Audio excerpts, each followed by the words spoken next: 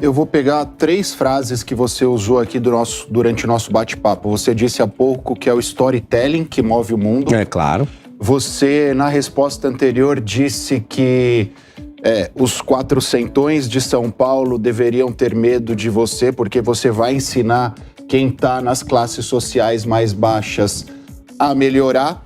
E você, algumas semanas atrás, fez críticas ao presidente Bolsonaro quando ele declarou apoio ao Nunes. E agora, no começo da nossa entrevista... Verbaliza a crítica, por favor. Você falou que não precisaria nem do Lula, nem do Bolsonaro. Nenhuma dessas... Você é advogado, eu não fiz nenhuma dessas declarações. Está na mídia... Não. Está na mídia é o seguinte, você está culpando alguém. Verbaliza a declaração que eu vou responder. Vai lá, verbaliza. Exatamente Ipsis literis, por favor. Exatamente essa. Qual foi? Você não precisava nem do Lula, nem do Bolsonaro, que políticos eram iguais e que você seria... E o que nós precisamos? Sozinho não, com o povo. Preciso de Deus e do povo. Mas vamos lá, deixa eu terminar a minha. Então, peraí só um pouquinho. Peraí, só para não embolar com as pessoas. Aí eu volto no storytelling. O seguinte, primeira coisa, essa fala que você está trazendo foi quando eu fui candidato a presidente da República e eu resolvi isso com o Bolsonaro. Você disse recentemente. Não, Quando o Bolsonaro declarou apoio ao Nunes. Não. Você está confundindo e acompanhando o tweet de 2022. Não, isso aí eu não falei. Estou acompanhando o Twitter. Eu vi nas suas redes, inclusive. Não, você não viu porque eu não escrevi isso. É por isso que eu pedi para você verbalizar para saber de onde você tirou. É o seguinte, eu resolvi isso com o Bolsonaro, apoiei ele, fui financiador da campanha dele, ajudei ele, tá tudo resolvido entre eu e ele. Você viu, foi tweet, tipo fofoca na internet, eu te entendo. Não foi, mas vamos lá. Então prova, pega aí e mostra. É só você mostrar. Não tô criando animosidade, só que você tá pondo... Posso fazer a minha pergunta? Deixa eu terminar de responder. Você acabou de verbalizar que eu falei isso agora. Você tá intempestivo, doutor. Tá. Pra quem tá assistindo, intempestividade, no mundo jurídico, eu também sou jurista, posso ajudar você que tá assistindo, é quando alguém fala uma coisa que tá fora do tempo. Isso aconteceu em 2022. Resolvi isso com o Bolsonaro e não disse nada disso. Sobre ganhar uma eleição, quem ganha sempre é o povo e não é o candidato. Então vamos lá, vamos terminar a primeira resposta, a gente volta no storytelling, você complementa a pergunta. O que nós precisamos entender é muito simples. Quem ganha é o povo. 63% das pessoas declaram aqui na cidade de São Paulo que não vão seguir orientação de padrinho político. Se essa pesquisa estiver certa, eu tô certo. Então é o seguinte, o Bolsonaro, ele não tem essa paixão e nem o movimento bolsonarista tem essa paixão com o Nunes. Isso é amarração eleitoral municipal, que é a mais perigosa de todas. Gente que é de direita apoia PT em alguns lugares no Nordeste por conta de conveniência e a gente entende. Agora, de quem que eu preciso? Eu preciso do povo. Muito simples. A Kramer acabou de falar, você tinha uma expectativa. Não, é ela que tinha expectativa e ela que fez essa pergunta. Eu não tinha essa expectativa. Não falei isso pro Bolsonaro e não falei isso pra ninguém. Fui lá, peguei alguns conselhos dele, 3 conselhos, ele me deu 3, eu já executei 1 e tô terminando de executar o 2. E se der certo eu executar o 3º, a gente vai vencer a eleição. Então assim, meu irmão, cuidado com essa verbalização, porque ela foi intempestiva. Ela aconteceu, meia verdade o nome disso aí. O público pode acessar. Não, o público não pode acessar não, você que tem que provar. Até sugiro você pôr seu Instagram, provar e eu vou lá e comento. Nossa, me desculpa, você tá certo, eu não verbalizei isso. Vamos lá. A outra sobre o storytelling. É que eu não falei. Você falou que o storytelling move o mundo. Claro. 3 ponderações suas. Em determinado momento você disse que São Paulo tem alguns quatrocentões, não foi esse o termo, mas foi o que você... Faz o favor de, quando você abrir aspas, não colocar palavras na minha boca. Não falei isso aí. A terceira coisa que você tá fazendo. Não, tudo bem. Não tá bem. Quando você verbaliza... Não, só um pouquinho. Como é que você chama, doutor? Acácio, deixa eu te explicar uma coisa. Quando você abrir aspas sobre uma pessoa... Sim. Você jamais verbaliza em verdade. Então você não falei que São Paulo tem muito riquinho. Não foi o termo, mas que São Paulo tem muito riquinho. Eu também não falei riquinho. Se você quiser verbalizar a minha fala, você vai falar o jeito que eu falei. Ou então você fala, eu na minha axiologia acho que você falou isso. Não é axiologia. Fala a palavra. Verbaliza a palavra. O termo, mas então se não lembra, pergunta direito. Não abra aspas. Fala a sua cabeça. Move o mundo. É isso mesmo. Que você tem essa preocupação com essas pessoas pobres numa evidente insinuação, colocando elas contra os ricos de São Paulo. Que foi uma tática histórica do PT. Não é uma... É isso que eu estou dizendo. Por isso que eu estranhei, por isso que me marcou. Agora sim. Foi historicamente uma tática Agora sim, você está falando, da sua impressão. Deixa eu terminar. Deixa ele concluir, senão vocês vão ficar discutindo. Não é usar o ouvem pela rádio não conseguem compreender. Não é usar o storytelling para cravar uma bandeira contra ideais, eventualmente, aos quais você é contrário? Vamos lá, então. Agora, é porque assim, a gente ia criar uma animosidade porque você abriu aspas e inventou palavras que eu não falei. E rapidamente, eu acho que você está mencionando a entrevista que ele deu no dia 6 de junho para o UOL, porque lá na entrevista eu não falei essas palavras, 400, ele está inventando. Não, estou falando de agora. Não, os 400 você mencionou agora. Vamos lá, então. Nessa entrevista você mencionou o seguinte, não fui buscar apoio do Bolsonaro, não pedi nada a ele. Eu falei isso aqui hoje. Conheço o capitão e ele não gosta que as pessoas lhe peçam nada. Ele é um cara que tem repulsa a isso. Não fui lá fazer nenhum pedido, saí de lá com a cabeça erguida. Almocei com ele, passamos umas 2 horas juntos. Eu nunca jamais fui lá para lhe pedir apoio. 0. Não fui pedir medalha. Foi ele quem me deu e fiquei muito honrado. Fui pedir conselho. É essa entrevista que você está mencionando, Acácio? Não, mas foi concedida no dia 6 de junho de 2024. É diferente, que é no segundo turno, caso vocês, né? Não fui atrás do apoio do Bolsonaro. A linha ideológica dele é contraditória do Nunes, que tem o partido amarrado com o PT. É isso. Ou seja, o que você leu não é o que ele falou. Essas foram as aspas que mais... mas o que você está falando é outra coisa e ele estava trazendo outra. Assim, vamos de forma republicana baixar aqui a energia. Só peço para todas as vezes que você direcionar a palavra abrindo aspas com o meu nome, não inventar coisas. Só isso. Eu usei um termo, não exatamente o termo seu. Mas você fez a ponderação nesse sentido. Por 3 vezes você fez isso. Mas vamos continuar o debate sobre o storytelling. Como que eu vou ficar contra os ricos se eu sou super rico? Super rico, para quem está assistindo, é a configuração de pessoas que têm mais de 30 milhões de dólares de patrimônio. Como que eu tô dizendo isso? Agora, vamos ensinar matematicamente que 86% de todos os herdeiros vão queimar a fortuna dos seus pais. E se você me assistiu, não tem problema nenhum. Você vai ver eu sempre falando isso. Agora, governar para rico, rico não precisa de governo. O rico, ele precisa que ninguém atrapalhe ele. Eu deixei isso claro aqui, doutor. Falei mais cedo. Agora, o que nós temos que fazer com nossa disposição política e máquina pública? Abençoar o pobre. Promover o pobre. Para quê? Para ele deixar de ser alguém que fica sendo enganado o tempo inteiro por políticos. É só isso. Não tem nada de colocar rico contra pobre. Isso é coisa da esquerda, ficar com essa bandeira. Doutor, você fez a pergunta, estou respondendo para o senhor. Eu não estou com essa bandeira. Mas às vezes você está me dando a oportunidade de tirar isso da cabeça de alguém. Eu não tenho essa bandeira. Quem divide o país é quem ideologicamente quer diminuir a potência da nação. Nós temos que abençoar o rico para ele continuar prosperando e ele falar assim, toma aqui mais emprego, para dar a chance para as pessoas terem acesso a isso e falar, deixa que eu resolvo. Eu também vou gerar emprego e fazer a maior escalada social que a gente já assistiu na história. Então é muito simples. De todo o meu coração, eu quero que você que está assistindo entenda.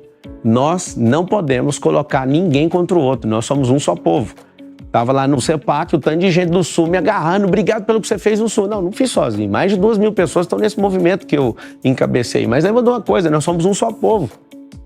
Mas você parou lá em São Paulo. Mas a gente tinha que ter parado lá no Panamá, se você for brasileiro, e ajudar lá onde precisar. Então a grande verdade é que eu não sou a favor disso. Agora, o mundo sim é movido a storytelling.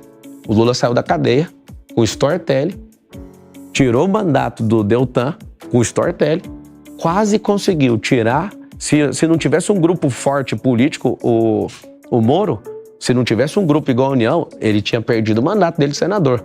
O storytelling move o mundo. Vocês que assistem novela, vocês não estão assistindo novela. Aquilo ali é para vender roupa e aquilo ali é para fazer propaganda. A maioria dos jornais também vende propaganda.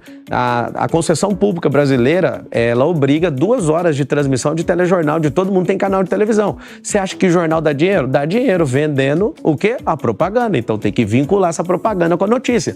Então a gente não está no país das maravilhas, a gente tem que aprender a ler e eu queria que o povo todinho soubesse disso. Se você soubesse, você não vai emocionar com esse romancismo que tem aí do PT e companhia e pessoal que quer ferrar esse país inteiro. Marçal, recentemente houve uma reportagem da revista Veja falando um pouquinho sobre os processos que as suas empresas têm. São várias empresas que renderam dezenas de processos, se não me engano, cerca de 100 processos. Alguns estão sob sigilo, outros dão conta de processos trabalhistas e etc. Como é que você recebe ou avalia a quantidade de processos que você tem hoje? 98% dos processos, principalmente trabalhistas, no mundo inteiro, está num país chamado Brasil. Deve ser por isso que grandes companhias foram embora e a gente está sem os empregos hoje. Agora, se você Mas você diz que eles não têm razão de existir? Não, eu quero saber por que tem 197 países, 7 bilhões de pessoas e, numericamente, por que 98% dos processos estão no nosso país. Tem alguma coisa errada aqui. Fazem de tudo para as empresas não estarem aqui. Quem vai perder é o povo. Mas tudo bem. A maior parte dos meus processos são consumidor.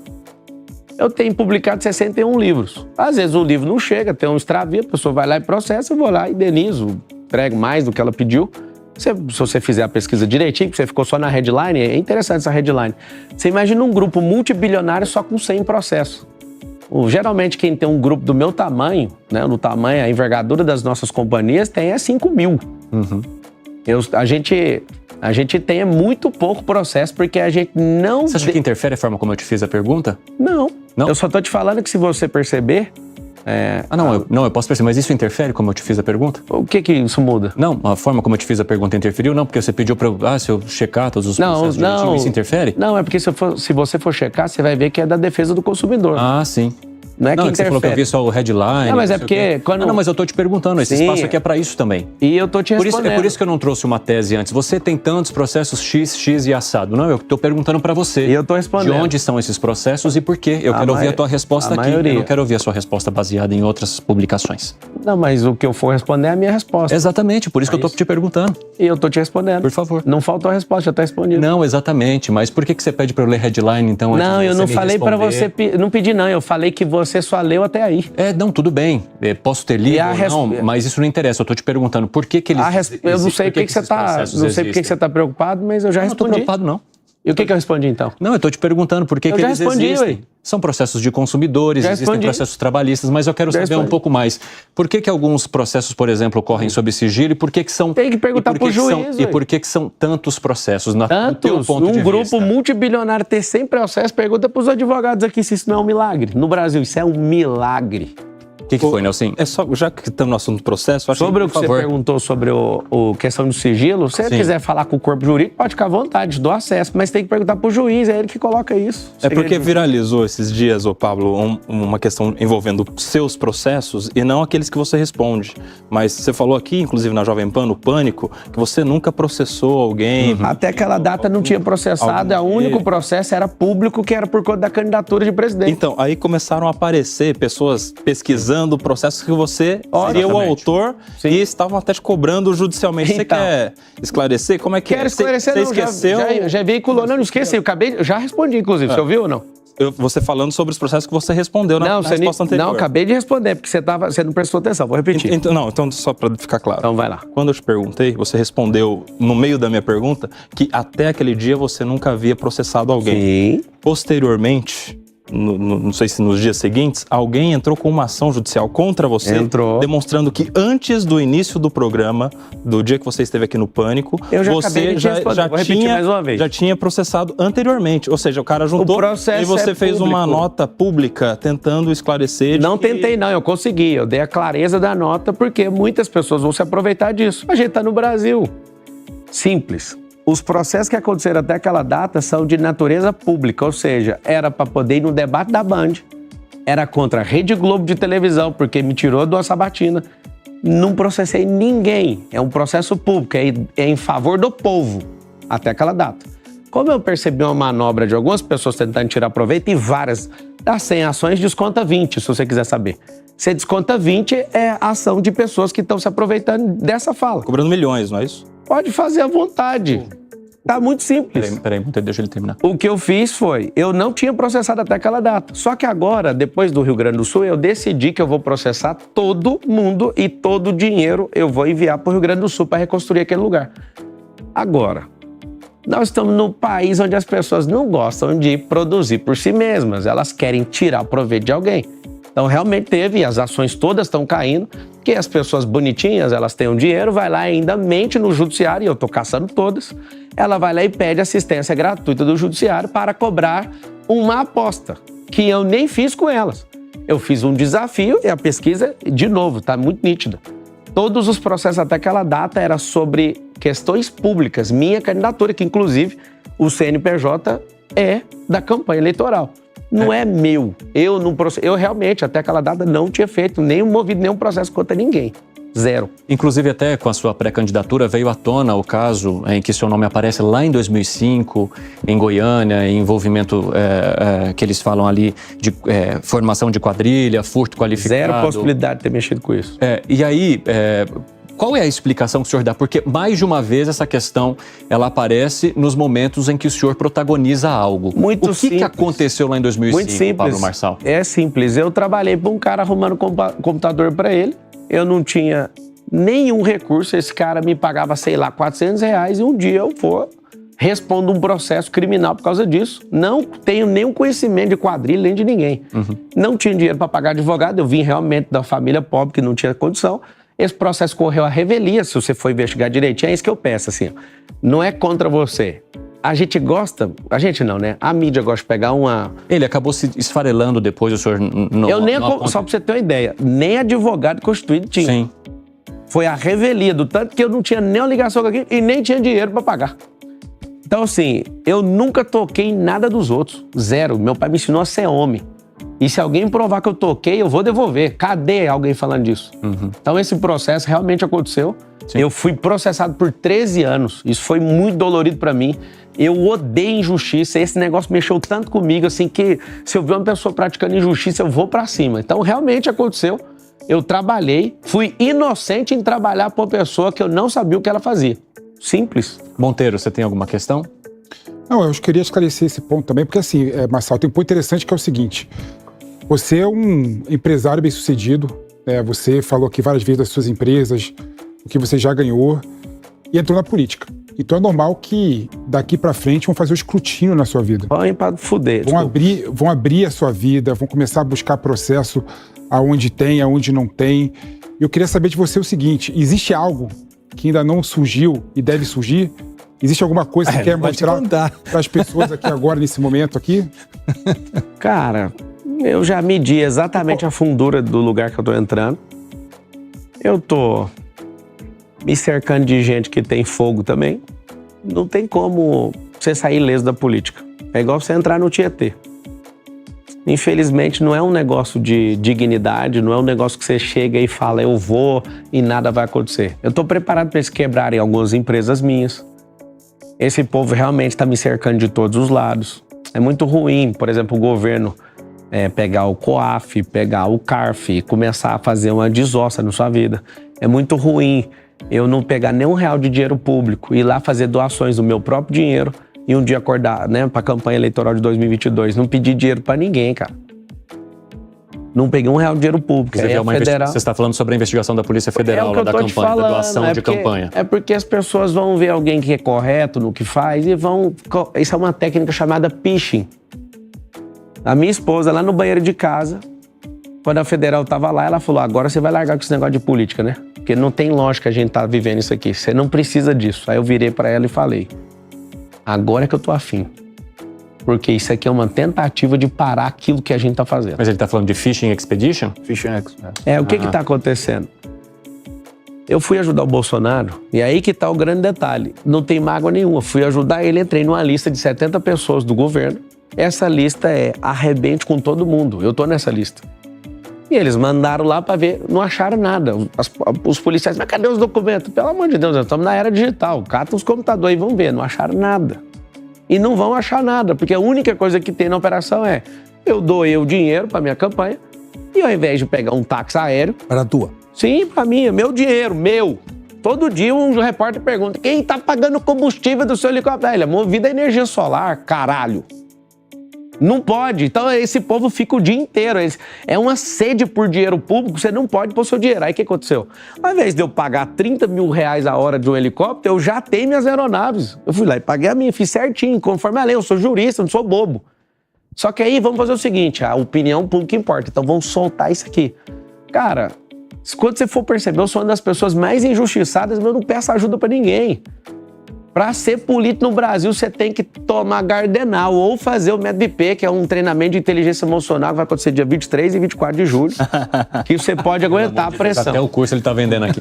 Marçal... Como é que você faz para fazer política sem usar o dinheiro público? Mas, Marçal, você se importa de ser tão questionado assim? Cara, não. Porque em alguns momentos eu vejo que você aparenta nervosismo, aflição por ser questionado. Mas isso é uma leitura sua. Ah, não é? Eu acabei de fazer, sim. Acabei de fazer. Você pode dizer que está errado ou não. Foi uma leitura que a gente fez aqui agora. Mas eu quero saber de você se ao assumir ou ter a possibilidade de assumir um cargo público que vai te fazer ser muito questionado o tempo todo, destroçado o tempo todo, se isso te parece ruim, se isso te incomoda. Posso aproveitar?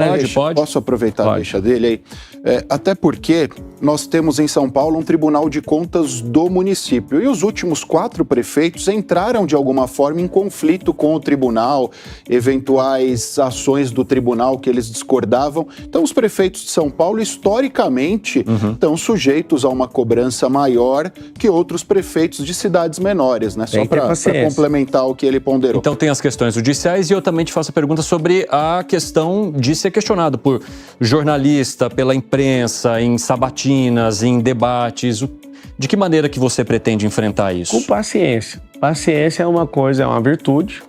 Né? Então, se a pessoa, por exemplo, abrir aspas e falar que eu falei, você vai ver isso aqui o tempo inteiro. Isso é um processo de education também. Você vai fazendo, a imprensa vai entender o jeito que você joga. Se quiser levar na canela, tá disponível. Todo dia vai acordar, vai tomar uma. Quando você fez a leitura errada sobre eu fico nervoso, não. Isso são coisas que deixam as pessoas nervosas. Por que minha leitura tá errada? Porque eu não tô nervoso, hein? Então, mas foi a minha leitura. Ela tá errada. Mas se você lê, tá escrito assim, ó, vida, aí você lê morte, você leu errado. Não, mas foi... a leitura sua tá errada. Que você transpareceu pra mim aqui. Isso, de novo, chama percepção, é coisa sua. Ah, então, é minha mesmo. E tá errado, aí. Então, tudo bem, mas é minha. Mas tá errado. Eu tô te falando, foi a minha percepção e eu quero... E você precisa aceitar quando a pessoa falar que você tá errado. E eu quero saber como é que você pretende lidar com esses questionamentos. Do mesmo jeito que a gente tá conversando aqui, vai ter diálogo.